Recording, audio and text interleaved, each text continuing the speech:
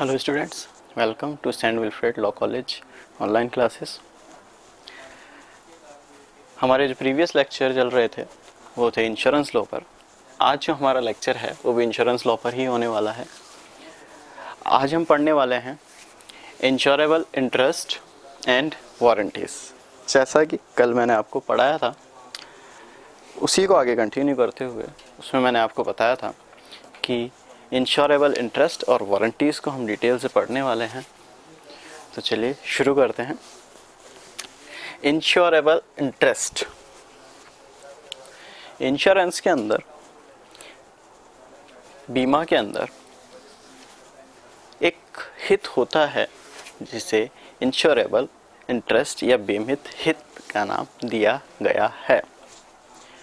मतलब जो subject matter है उससे उस पर्सन को अफेक्ट हो रहा है, कोई नुकसान हो रहा है या किसी भी तरह से वो जो सब्जेक्ट मैटर है इंश्योरेंस का वो उस पर्सन को अफेक्ट कर रहा है, वो ही उसका इंश्योरेबल इंटरेस्ट होगा, मतलब बीमित हित होगा।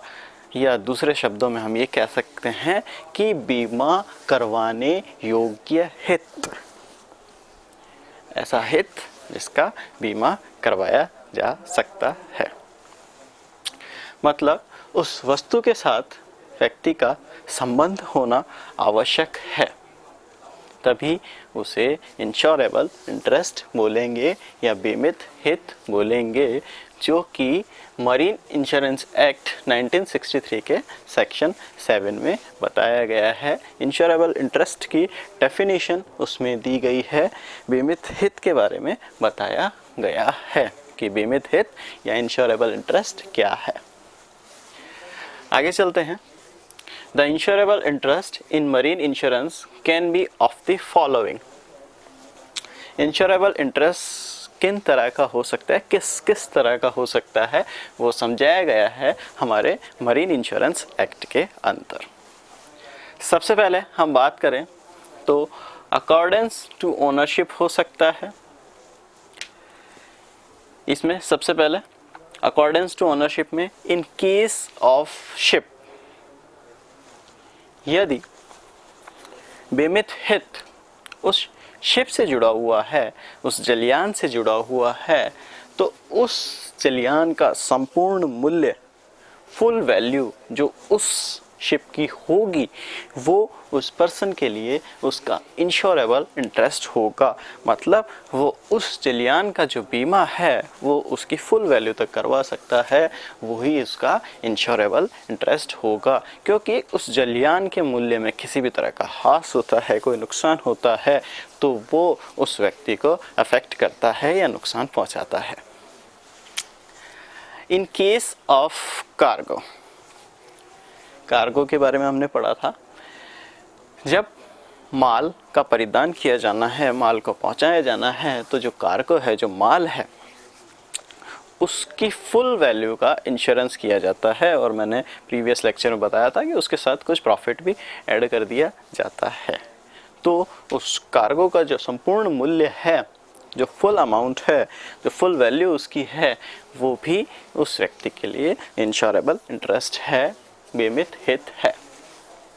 इन केस ऑफ फ्रेट, अगर किराया है और एडवांस में पे किया है तो वो जो फ्रेट का अमाउंट है, जो उस किराए का पूर्ण मूल्य है, वो भी इंश्योरेबल इंटरेस्ट की श्रेणी में आएगा, बीमित हित की श्रेणी में आएगा। आगे चलते हैं। अवॉइडेंस ऑफ वेजरिंग कॉन्ट्रैक्ट, ये बहुत आवश्यक है इंश्योरेंस के लिए, जो कि हमारे मरीन इंश्योरेंस एक्ट के सेक्शन 6 में बताया गया है। बाजी की जो संविदाएं हैं या वेजरिंग कॉन्ट्रैक्ट जो हैं, उन्हें अवॉइड किया जाता है। वो किस तरह से किया जाता है? By way of wagering is avoid. अगर कोई बाजी की संविदा है तो व्यक्ति का बीमित हित उसके अंदर नहीं माना जाएगा, मतलब उस वस्तु के साथ उसका संबंध पैदा नहीं होता है, because it is wagering contract. तो उसे अवॉइड किया जाएगा। Second, where the assured has not an insurable interest as defined by the act। हमारे एक्ट में जो डिफाइन किया गया है उसके आधार पर यदि किसी का व्यक्ति का उसमें इंश्योरेबल इंटरेस्ट बीमित हित पैदा नहीं होता है तो उसे भी अवॉइड कर दिया जाएगा, माना नहीं जाएगा। When interest must attach, कब, जब हमने उसको अवॉइड करने के बारे में बता दिया तो ऐसा कब होगा जब वो हित जो है वो संलग्न होगा, वो उसके साथ जुड़ेगा, जो कि मरीन इंश्योरेंस एक्ट के सेक्शन 8 में बताया गया है। First, when the insurance is affected and second on time of loss.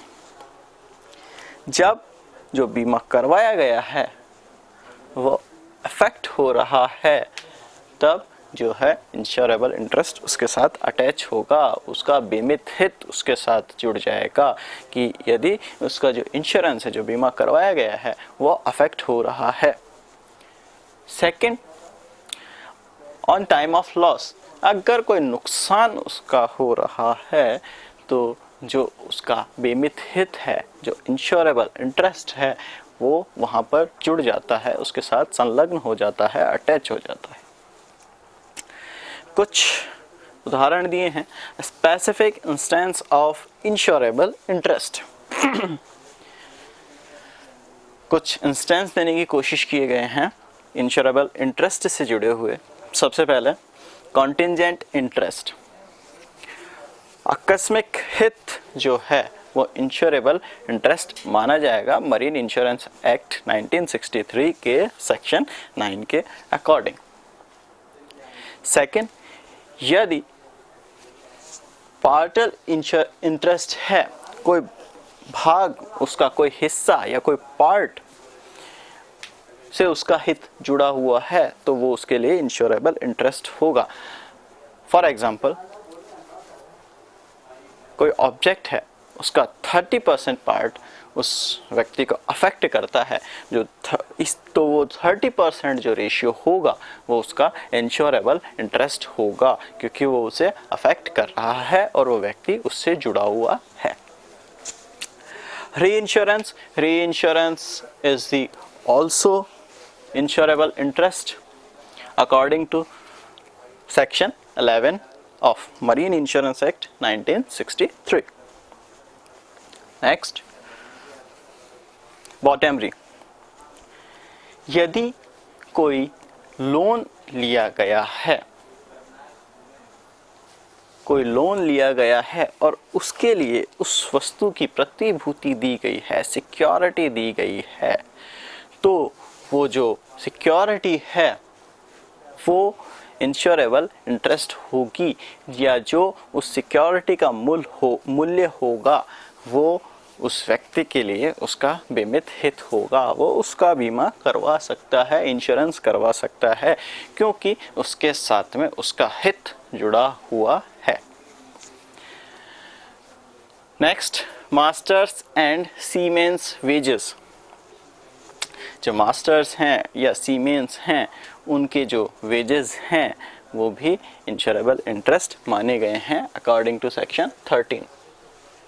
Advance freight, जैसा हमने पढ़ा है कि अगर इस तरह का कोई अग्रिम किराया जो चुका दिया गया है वो भी इंश्योरेबल इंटरेस्ट के अंदर आएगा according to section 14। Charge of insurance according to section 15। यदि बीमा के ऊपर कोई भार रोपित है, कोई चार्ज है तो और वो उस व्यक्ति को अफेक्ट कर रहा है तो वो भी इंश्योरेबल इंटरेस्ट में ही आएगा। And 8, quantum interest. यदि किसी वस्तु को बंधक किया गया है, किसी ऑब्जेक्ट को बंधक किया गया है, मॉर्गेज किया गया है, तो उससे 3 लोग जुड़े हो सकते हैं, mortgagor, mortgagee and other person who have benefit in that object. बंधक दाता, बंधक ग्रहीता और अन्य कोई व्यक्ति, वो अन्य व्यक्ति जिसका उस ऑब्जेक्ट में हित है, तो उन तीनों के लिए ही वो जो ऑब्जेक्ट है वो या उस ऑब्जेक्ट का जो मूल्य है वो इंश्योरेबल इंटरेस्ट कहलाएगा, क्योंकि उससे, उस ऑब्जेक्ट से उनका हित जुड़ा हुआ है। तो उनमें से कोई भी उसका बीमा करवा सकता है, इंश्योरेंस करवा सकता है, वहाँ उनका जो हित है वो उसके साथ जुड़ा हुआ है। असाइनमेंट ऑफ इंटरेस्ट, अपने हित का असाइनमेंट किया जा सकता है, असाइन किया जा सकता है इंटरेस्ट को, लेकिन इसके लिए पूर्व में इस तरह की कोई संविदा का, कोई कॉन्ट्रैक्ट का होना आवश्यक है, तभी जो इंटरेस्ट है उसे असाइन किया जा सकता है, जो कि हमारे मरीन इंश्योरेंस एक्ट 1963 के सेक्शन 17 में बताया गया है। तो ये था इंश्योरेबल इंटरेस्ट, बीमित हित। बीमित हित क्या होता है और वो किस तरह से जुड़ा हुआ होता है और वो किस तरह से प्रभावित करता है। आई रिपीट, जो इंश्योरेबल इंटरेस्ट है, जो बीमित हित है, वो उस पर्सन को, जो इंश्योर्ड है, उसे प्रभावित करता है, उसे नुकसान पहुंचाता है, या वो व्यक्ति या वो ऑब्जेक्ट उसके साथ जुड़ा हुआ होता है, तभी वो उसका इंश्योरेबल इंटरेस्ट होता है और व्यक्ति अपने इंश्योरेबल इंटरेस्ट का इंश्योरेंस करवा सकता है। नेक्स्ट, वारंटीज, जो कि मरीन इंश्योरेंस एक्ट के सेक्शन 35 से लेकर 43 तक बताई गई हैं। वारंटीज, वारंटी का मतलब यहाँ पर है, या मरीन इंश्योरेंस में इसका मतलब है कि किसी घटना के घटित होने पर उसकी क्षतिपूर्ति का आश्वासन देना या उसे पूर्व अवस्था में वापस ले आना ही वारंटी कहलाएगा। नेचर ऑफ वारंटी, वारंटी की प्रकृति क्या है? वारंटी की प्रकृति है उस व्यक्ति के रिस्क को कम करना, उस व्यक्ति के हानि को कम करना, हानि की पूर्ति करने की प्रकृति जो है वारंटीज रखती हैं। लेकिन कुछ घटनाएं हैं जो इसके लिए होनी आवश्यक हैं। टाइप्स ऑफ वारंटीज, कितने प्रकार की वारंटीज हो सकती हैं? वारंटी या तो एक्सप्रेस हो सकती है या फिर इम्प्लाइड हो सकती है। When breach of warranty excused, कब ऐसा होगा कि वारंटी को एक्सक्यूज किया जाएगा? इसकी फर्स्ट कंडीशन है अ चेंज ऑफ सर्कमस्टांसेस, परिस्थितियों में यदि कोई परिवर्तन आ जाता है, जैसी परिस्थितियां निर्धारित की हैं और यदि कोई परिस्थितियों में परिवर्तन आ जाता है तो वारंटी को एक्सक्यूज कर दिया जाता है। या फिर व्हेन वारंटी ब्रोकन, यदि जो वारंटी की गई है वो वारंटी ब्रोक हो जाती है, टूट जाती है, निरस्त हो जाती है, तो भी वारंटी को एक्सक्यूज कर दिया जाएगा। एक्सप्रेस वारंटीज, जैसा मैंने बताया, two types of warranty, express warranty and implied warranties. Express warranty के लिए हम पढ़ते हैं, first, form of words written in policy, it does not exclude implied warranty. Express का मतलब है जो दिख रहा है, जो नज़र आ रहा है। तो एक्सप्रेस वारंटी के लिए आवश्यक है वो दर्शित होनी चाहिए, वो लिखित होनी चाहिए, उस पॉलिसी डॉक्यूमेंट में उसके बारे में बताया गया होना चाहिए। That is express warranty. And important, it does not exclude implied warranty. Express warranty के माध्यम से इम्प्लाइड वारंटी को एक्सक्लूड नहीं किया जा सकता है।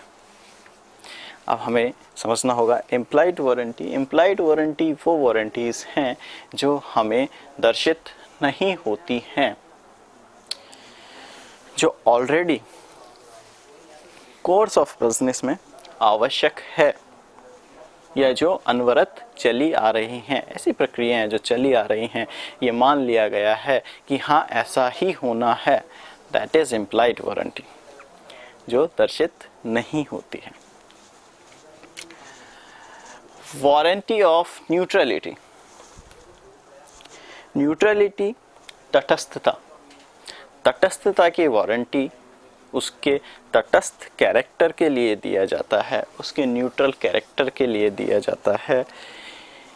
यदि वारंटी उसकी न्यूट्रलिटी को लेकर है तो उसके न्यूट्रल कैरेक्टर को जो है वारंटी दी जाएगी। No implied warranty for nationality. Nationality को लेकर कोई इम्प्लाइड वारंटी नहीं होगी, मतलब रिस्क के समय पर उसकी शिप की नेशनलिटी को लेकर किसी भी तरह का कोई बदलाव नहीं किया जा सकता है। And warranty of legality. जिस बात के लिए वारंटी दी जा रही है या जिस एडवेंचर के लिए वारंटी दी जा रही है, ऐसा एडवेंचर लॉफुल होना चाहिए, विधिपूर्ण होना चाहिए, विधिक होना चाहिए। अविधिपूर्ण के लिए इस तरह की वारंटी नहीं दी जा सकती है।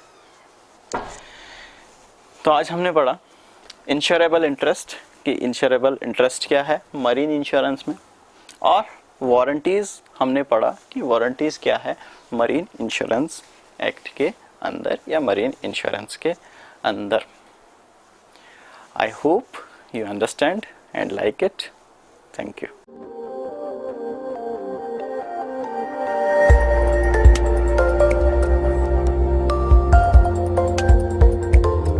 At St. Wilfrid College of Law, Sector 10, Meera Marg, Madhyam Marg, Jaipur, Rajasthan.